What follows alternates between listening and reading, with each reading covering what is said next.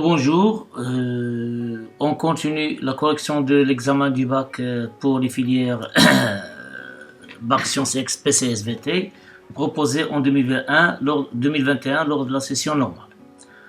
Voilà l'exercice 2 porté sur les suites. Soit UN, la suite numérique définie par U0 est égal à 1,5, son premier terme c'est 1,5, U0, et une relation de récurrence qui nous permet de calculer un terme en fonction de son terme qui le précède. UN plus 1 est égal à UN sur 3 moins 2 UN, pour tout n dans n. La première question, calculer UN.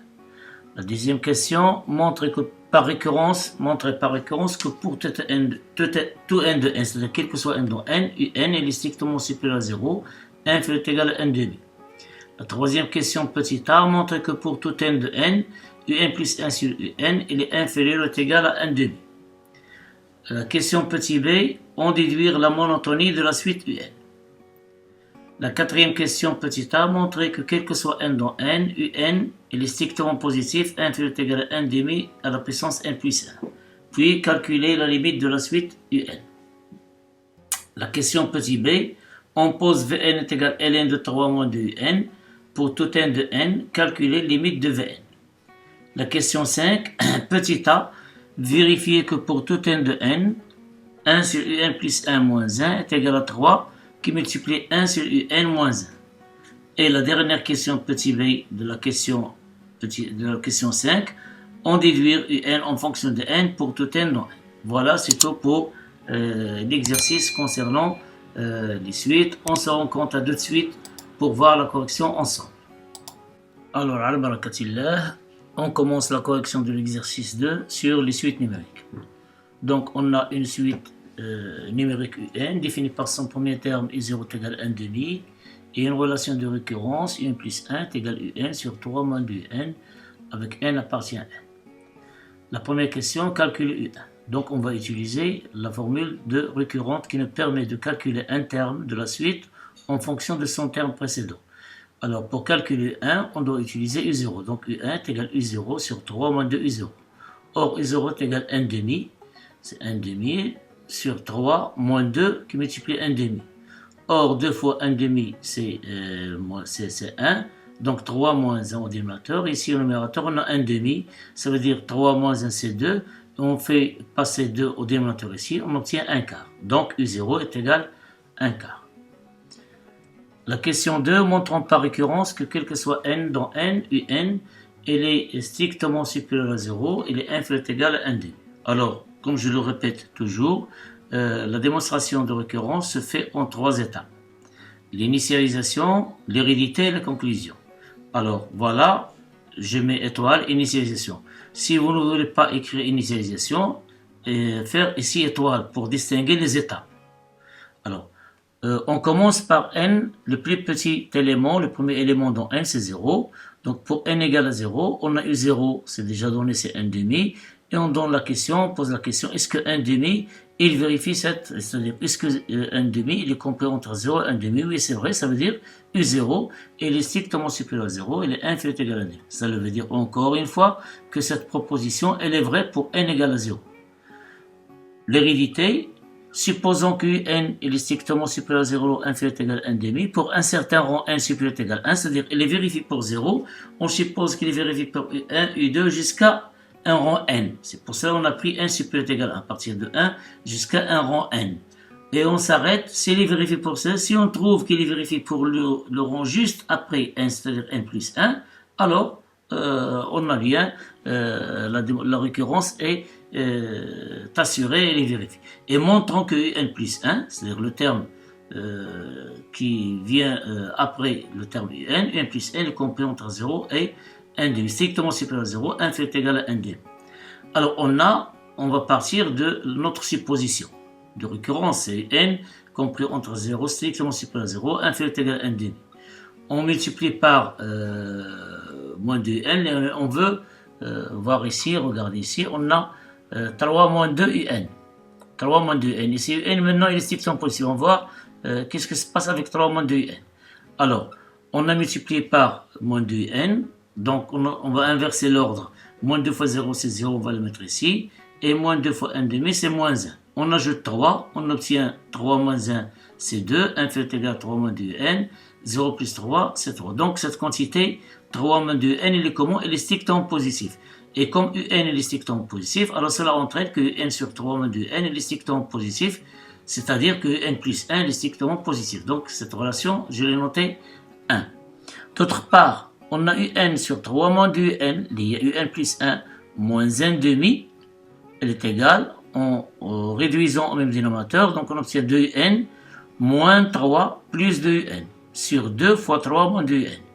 Or 2n plus 2n c'est 4n moins 3, sur 2 qui multiplie 3 moins 2n. Ce 3 moins 2n, c'est déjà vu ici, il est comment? Il est strictement positif.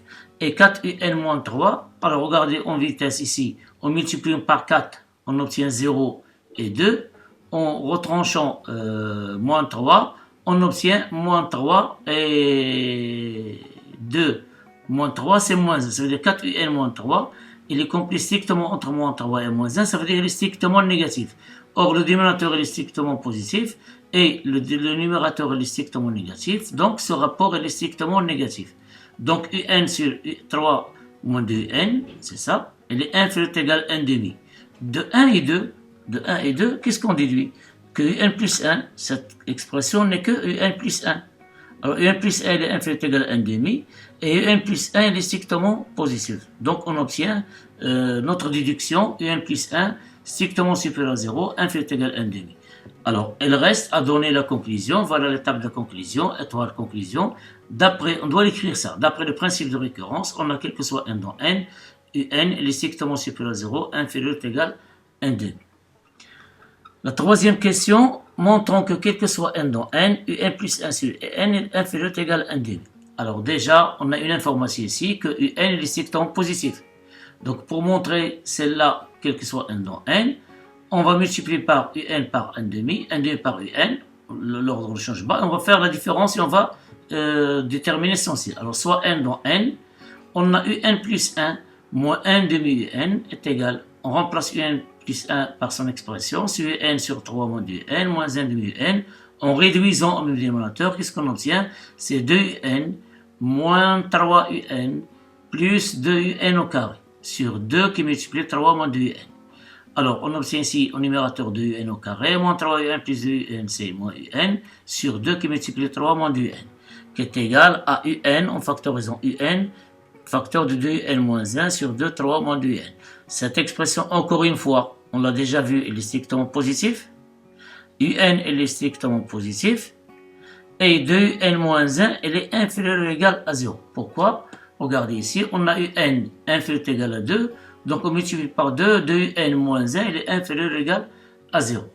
À partir des inégalités, l'encadrement ici. Donc, un fois 2n moins 1, il est négatif, et le dénominateur est strictement positif, donc cette quantité elle est inférieure ou égale à 0.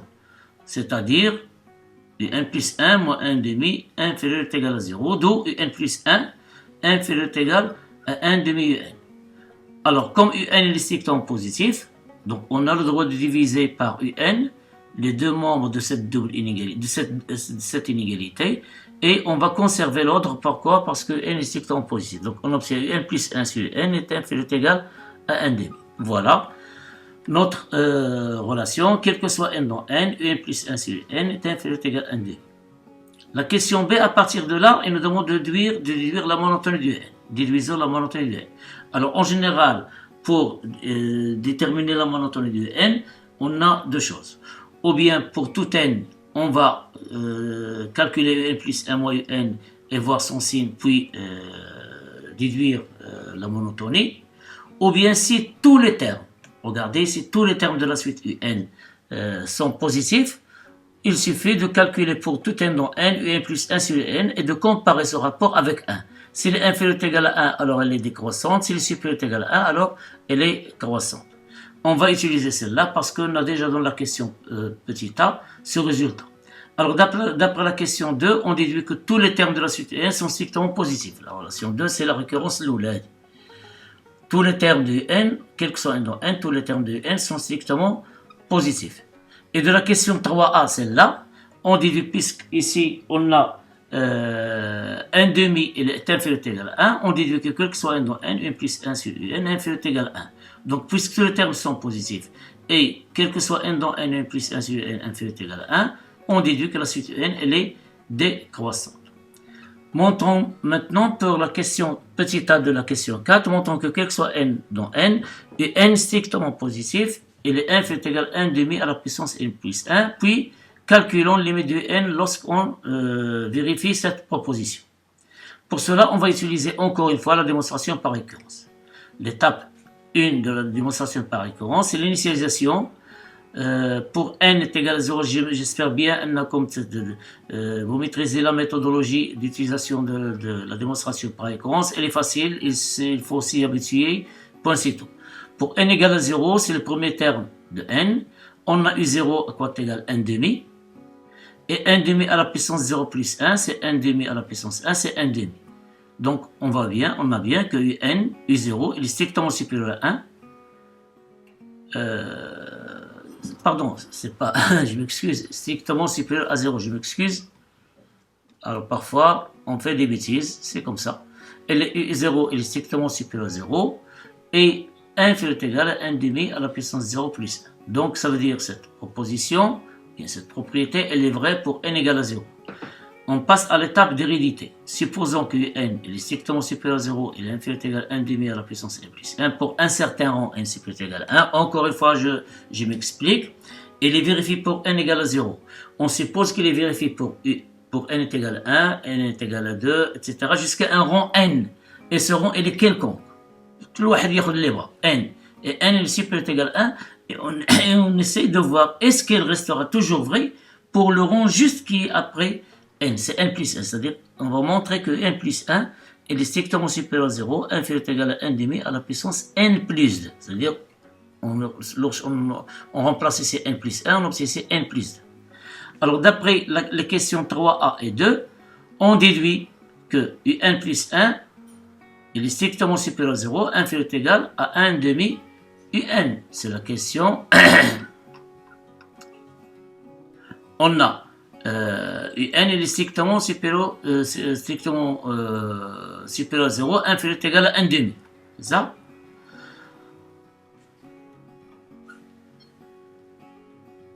Donc un plus 1, cette propriété, pardon, celle-là, puisque n est strictement positif, quel que soit n dans n, un plus 1 est égal à 1 demi un. C'est déjà, on a vu ça. Donc, un plus 1 est strictement supérieur à 0, 1 est égal à 1 demi à la puissance. Un strictement positif, c'est la question 2, c'est la récurrence là, tous les termes sont strictement positifs. Et celle-là, un plus 1 est égal à 1 demi, la question 2. Et la question 3. Et puisqu'on a un compris strictement 0, 1 est égal à 1 demi à la puissance n plus 1, c'est l'hypothèse de récurrence, c'est celle-là. Donc, on a déjà, c'est un acquis. Donc, un est compris strictement 0, 1. On va multiplier un par 1 demi. Multiplier ici par 1 demi. Qu'est-ce qu'on obtient? 1 demi n. 1 est égal à 1 demi à la puissance n plus 1. Et comme 1 plus 1 est égal à 1 demi à la puissance n, et 1 demi n, il est 1 est égal à 1 demi à la puissance n plus 1. Alors, par transitivité de la relation 1 est égal, on déduit que 1 plus 1, il est strictement supérieur à 0, inférieur ou égal, je m'excuse, il est inférieur ou égal à 1 demi à la puissance n plus 2. Conclusion, d'après le principe de récurrence, on a quel que soit n dans n, un est strictement supérieur à 0, inférieur ou égal à 1 demi à la puissance n plus 1. Alors, à partir de cette double inégalité, on peut déterminer la limite de n. Alors ici, on a 0, donc c'est constante, sa limite lorsqu'un tend vers plus infini c'est 0, donc c'est pas la peine d'en parler. Ici, 1 demi à la puissance n plus 1, sa limite égale à 0, il faut le justifier, il faut le dire, car 1 demi il est compris entre moins 1 et 1. Alors, en utilisant cette relation, et d'après les critères de convergence des suites, on a la limite de n est égale à 0. S'il vous plaît, évitez de dire d'après le théorème de gendarme. Encore une fois, le théorème de gendarme n'existe pas. C'est une appellation que les Français l'ont utilisée pour apprendre les techniques. Mais les termes mathématiques qu'on utilise, bien les notions mathématiques, c'est les critères de convergence des suites. Et les critères de convergence des suites, il y en a 4. Tout de suite croissante, majorée et convergente, tout de suite décroissante, minorée et convergente. Si on a une suite, elle est encadrée entre deux suites qui convergent vers une même limite, alors la limite de la fonction du milieu, elle converge aussi vers la même limite. Si on a la valeur absolue de n moins L inférieur ou égal à n suite Vn qui tend vers 0, alors n tend vers L.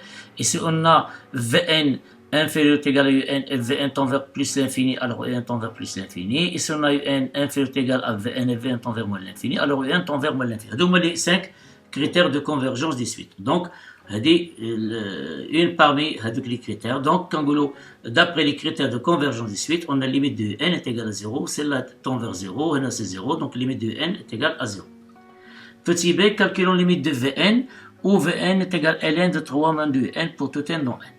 Donc, voilà une autre suite, Vn définie en fonction de n. Alors, on commence tout d'abord pour calculer limite de 3 moins 2n. On a limite de 3 moins 2n. Alors, une remarque, lorsqu'on parle des limites de suite, on peut écrire limite un comme ça tout court, ou bien limite n comme celle-là, ou bien n tend vers plus l'infini, ou bien plus l'infini, donc peu importe, il n'y a qu'une seule limite lorsqu'un tend vers plus l'infini, il n'y a pas d'ambiguïté. Alors, limite de 3 moins 2n, quand n tend vers plus l'infini, on sait que limite de n c'est 0, donc il reste 3, parce que limite de n égale à 0. Alors, il faut faire attention, il ne faut pas passer directement que limite de Vn est égale à ln de 3. Il faut énoncer ce résultat. Et comme la fonction ln est contenue au point 3, alors dans ce cas, limite de ln de 3 moins 2n est égale à ln de 3. Donc, limite de Vn est égale à ln de 3. Donc, la remarque, elle est intéressante. 5. La question 5, petit a. Vérifions que quel soit n dans n, 1 sur n plus 1 moins 1 est égal à 3, 1 sur n, qui multiplie 1 sur n moins 1. Donc c'est un calcul, on doit vérifier que cette égalité elle est vraie quel que soit n dans n. Pour cela, on va prendre un n dans n quelconque, soit n dans n, on a 1 sur n plus 1 moins 1. Alors, 1 sur n plus 1 c'est l'inverse de n, et on sait que l'inverse de n plus 1, et on sait que n plus 1 c'est un sur 3 moins 2n. Donc 1 sur n plus 1, c'est l'inverse de n plus 1, c'est-à-dire c'est l'inverse de un sur 3 moins 2n plus 1, c'est 3 moins 2n sur un. On a le droit de faire l'inverse, et un il est différent de 0. Un est strictement positif, moins 1. Donc en réduisant au même dénominateur, on obtient 3 moins 2un moins un sur un, qui est égal à 3 moins 3un sur un. En factorisant par 3, il y en a déjà 3 ici. 3 facteur de 1 moins un sur un.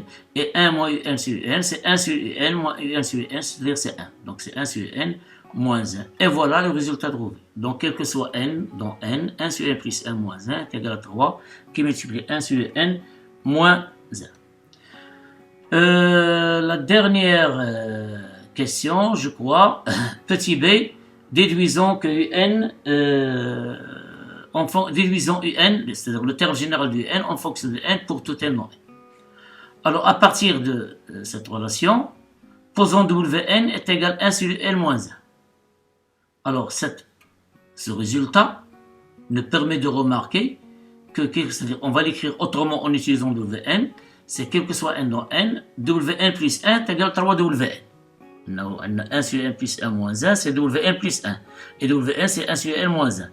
Ça veut dire quoi? Ce qui implique que la suite de Wn, la nouvelle suite qu'on a définie de Wn, est une suite géométrique de raison 3 et de premier terme W0 qui est égal à 1 sur E0 moins 1. Et E0 c'est 1 demi, donc l'inverse de 1 demi c'est 2.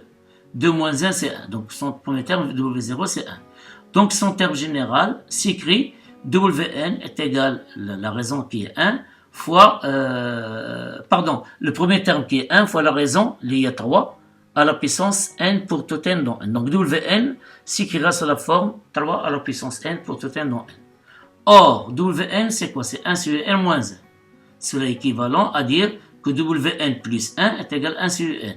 Nous, qu'est-ce qu'on cherche? On cherche n. Donc on va passer par l'inverse. Donc l'inverse de 1 sur n, et l'inverse de Wn plus 1 c'est 1 sur Wn plus 1. En remarquant que Wn plus 1 n'est jamais nul. Pourquoi? Wn est égal à 3 à la puissance n.